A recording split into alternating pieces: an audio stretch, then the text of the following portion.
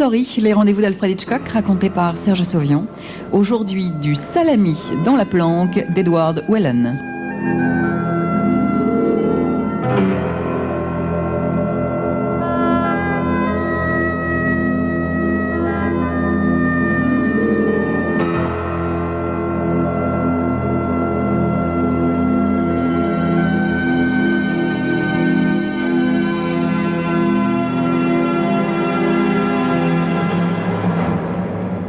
Antoine Griffouillac, vous connaissez?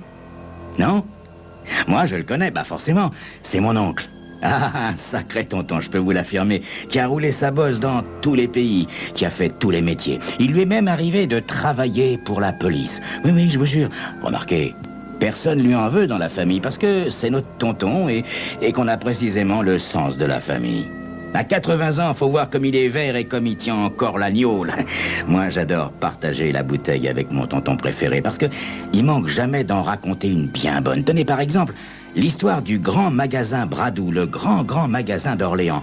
Une classique, cette histoire-là. Ça s'est passé il y a une bonne quarantaine d'années.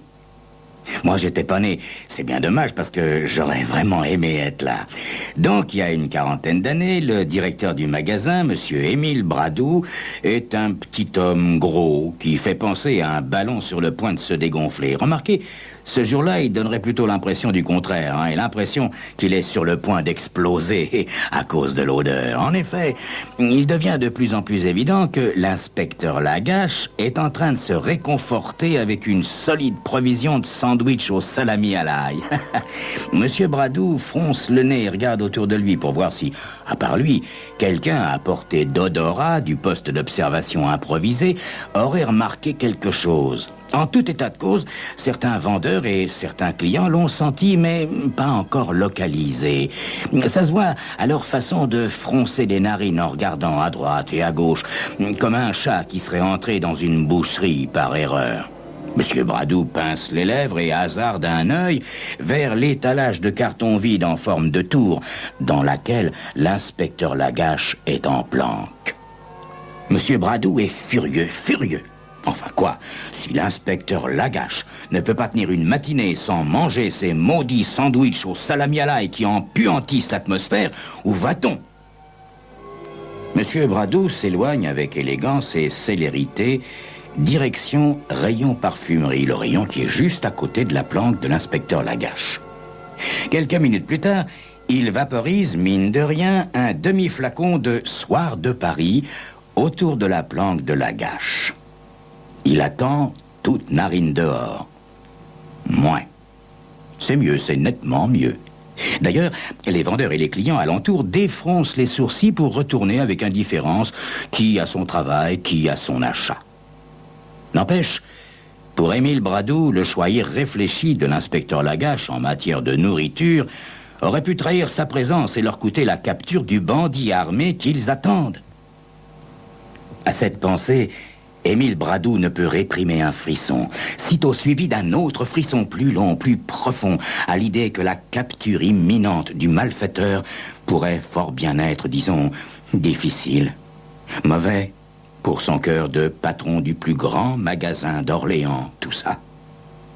Le moins qu'on puisse dire est que M. Bradou est sur les nerfs depuis la veille, quand son ami Albert Morin, le commissaire de police, lui a confié qu'il tenait un tuyau d'un de ses meilleurs indicateurs, un certain Antoine Griffouillac.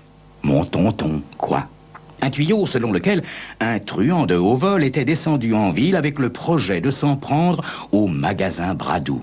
Rien que ça. Malgré son anxiété, ce choix flatte la fierté d'Émile Bradou. Son magasin est quand même assez prestigieux pour attirer à Orléans la fine fleur du hold-up. C'est pourquoi Bradou a introduit aux aurores l'inspecteur Lagache dans le magasin par l'entrée de service, bien avant l'arrivée des premiers employés. Lagache est déguisé en électricien pour le cas où quelqu'un le repérerait, et il a apporté, pour tromper son attente, une solide provision de casse-croûte au salami à l'ail. Émile Bradou et l'inspecteur Lagache avaient démonté un étalage et aménager des espaces verts entre des cartons vides pour l'observation stratégique. De la belle ouvrage, en vérité. Après quoi, le flic s'était installé à son poste pour sa longue et aromatique attente. Comme on dit, il y a des jours avec et des jours sans. Aujourd'hui, comme par un fait exprès, dès l'ouverture des portes, ça a été la ruée vers le rayon où était planqué l'inspecteur Lagache. Tout en mangeant, Lagache, à l'intérieur de son poste de guet, essaie de ne pas perdre de vue mon tonton Griffouillac, qui rôde aux alentours, à portée de regard, en faisant semblant d'être un client. Lagache ne le quitte pas des yeux, car c'est lui seul, mon tonton, qui pourrait l'avertir de l'entrée du bandit inattendu. Après quoi, tonton Griffouillac disparaîtrait et ce serait à l'inspecteur Lagache d'épingler l'homme sur le fait en le prenant, espérait-il, par surprise. Mouais.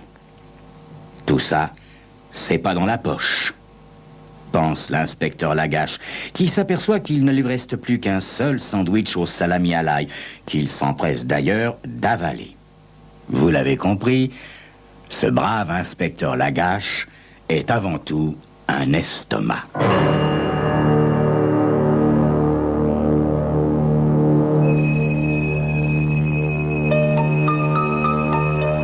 Ceux qui n'ont jamais passé des heures en planque imaginent mal combien c'est ennuyeux. Si encore on pouvait bouger, lire, fumer. Mais comme en plus, il faut être attentif, autant manger, hein? D'autre part, a-t-on jamais entendu parler de planques compromises à cause d'un malheureux sandwich au salami à l'ail? Eh bien ça, c'est ce que vous saurez dans quelques instants.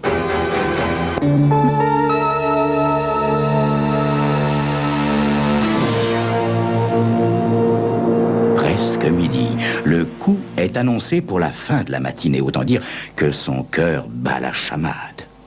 D'accord, l'inspecteur Lagache est là et il est armé. D'accord, l'inspecteur Lagache est un des meilleurs flics de la ville. D'accord, même si dans sa planque il se goinfre de salami à l'ail qui empuantissent l'atmosphère. D'accord, mais si ça tournait mal, hein? Si ça tournait mal, pense Monsieur Bradou avec frayeur. Je ferais peut-être mieux de m'enfermer dans mon bureau. Mais cette dernière pensée attise sa honte, plus que calmer sa peur. On peut être le propriétaire du plus grand magasin d'Orléans sans être un lâche pour autant, n'est-ce pas? Aussi, reste-t-il courageusement sur la brèche en évitant de regarder trop fréquemment la porte ouverte de la comptabilité donnant une vue imprenable sur le coffre-fort.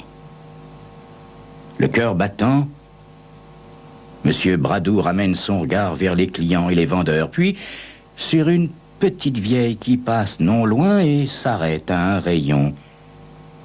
Émile Bradou s'apprête à passer à autre chose quand un flot d'adrénaline lui fouette le sang.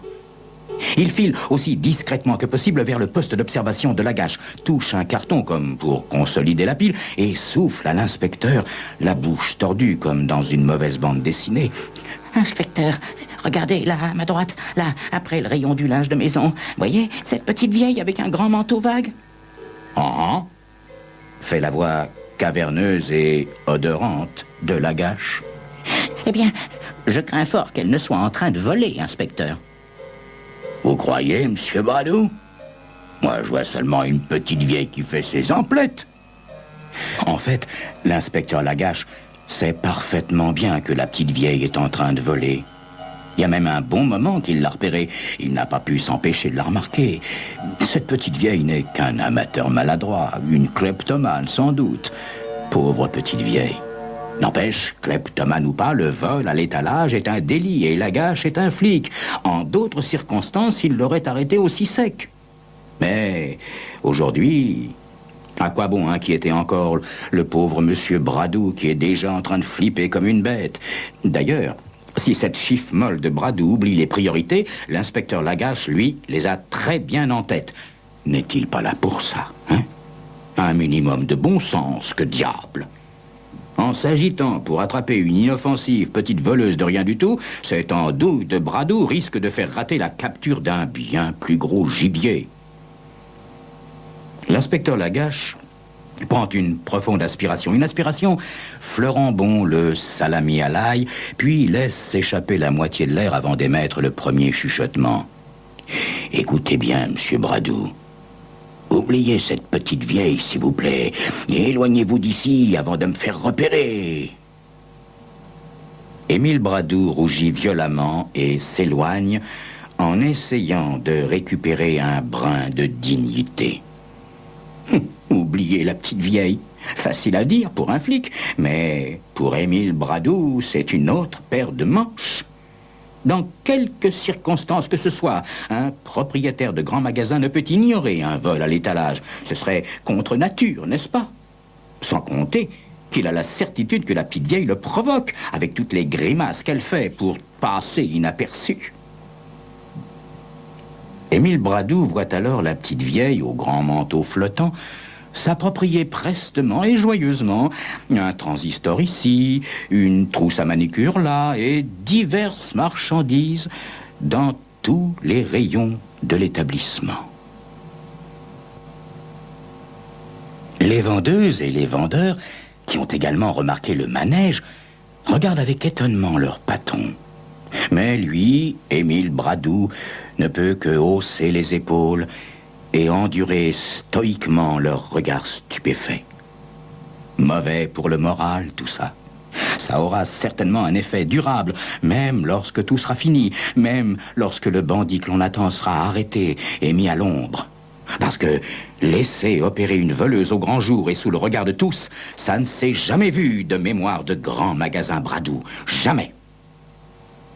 Maintenant, la petite vieille s'en va titubant sous le poids de son butin. C'en est trop, beaucoup trop pour Émile Bradou. Il se précipite vers la planque de Lagache et se met à taper comme un malade sur les cartons qui cachent l'inspecteur en pointant un doigt furieux vers la petite vieille qui disparaît derrière les portes vitrées.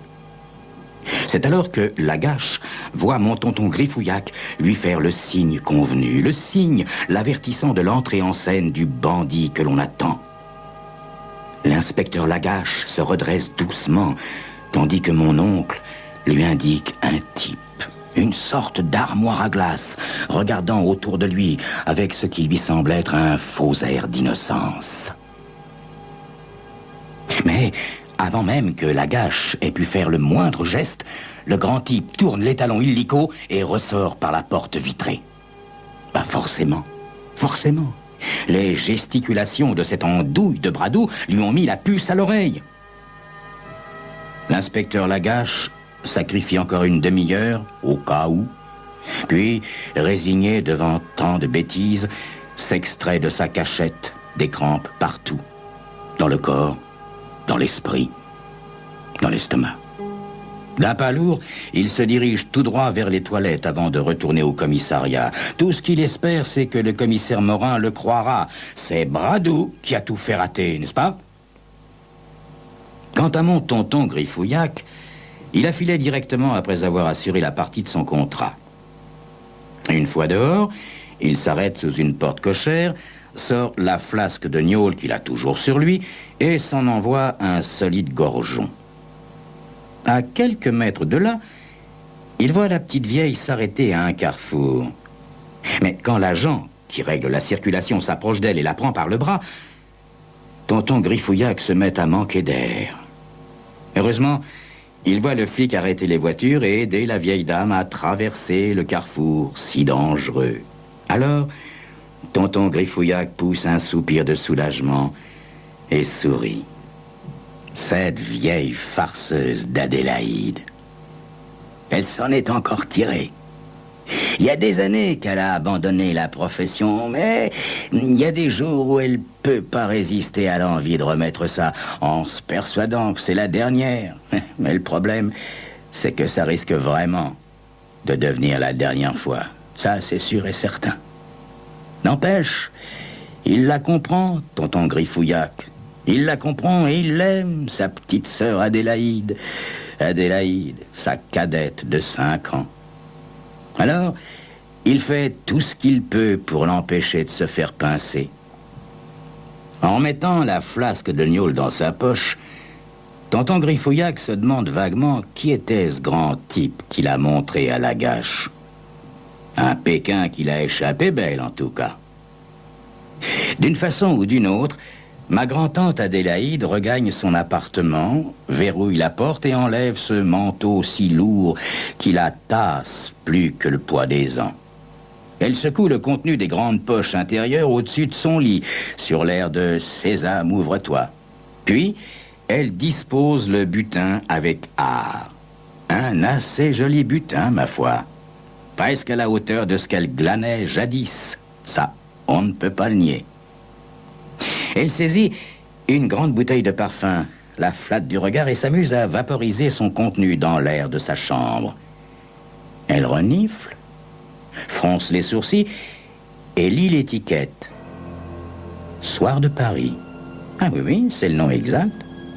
Une charmante vendeuse lui a affirmé que c'était le nom du parfum qui saturait l'air du grand magasin Bradou. Mais ici, dans sa chambre, inexplicablement, il manque un petit quelque chose qu'il y avait dans le magasin. Un petit quelque chose qui ouvrait l'appétit. Quelque chose comme une odeur de salami à l'ail. C'est curieux, ça. Une odeur de salami à l'ail dans un grand magasin. Surtout au rayon parfumerie. Oh, je commence vraiment à vieillir, se dit-elle. Je crois qu'il est temps que j'arrête.